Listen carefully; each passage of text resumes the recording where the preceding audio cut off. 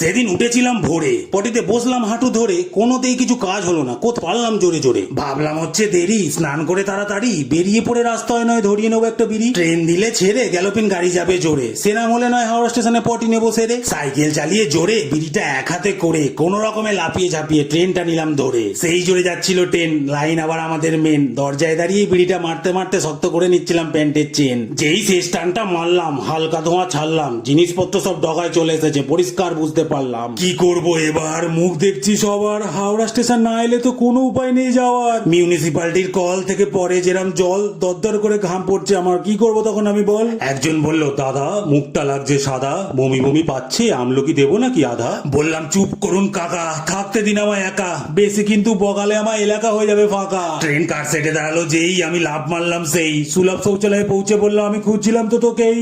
বললো, দাদা 5 টাকা লাগে। মানি ব্যাগ ছুড়ে মারলাম ওর মুখে, দৌড়ে গিয়ে দরজা খুলে বসলাম আমি সুখে। আহা।